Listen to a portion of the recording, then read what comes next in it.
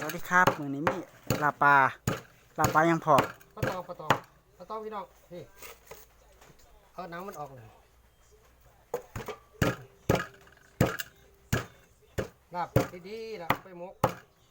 อันมีดบางอยู่ใส่ฟอคือมีโตมีตัวนี้เขาดี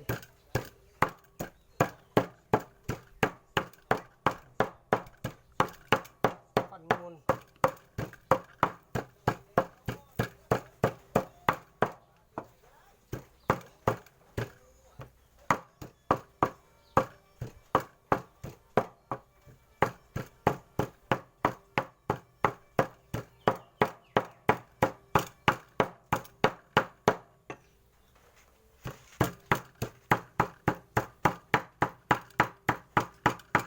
ฟากมุนหลังนั้นก็ใส่ข้าวกวางหอมๆบ่พอต้นหอมแล้วหลายขั้นตอนเดียวพี่น้องฟักมูลตรงนี้ยังบ่ฆ่าข้อ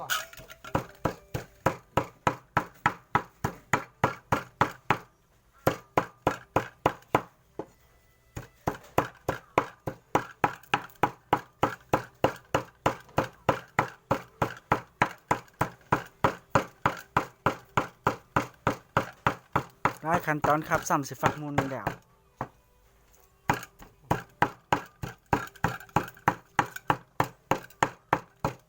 ต้มน้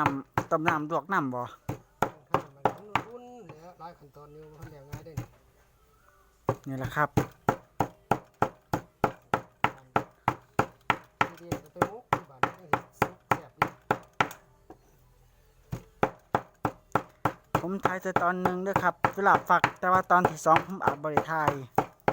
ถ่ายกับถ่ายตอนข้นเนี่ยบาดถ่ายตอนข้นแล้วก็ไปถ่ายตอน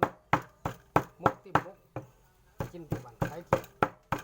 วันนี้ต้องขอตัวลาไปก่อนครับไปเบิ่งตอนที่2ครับพาร์ท2ขอตัวลาไปก่อนครับสวัสดีครับ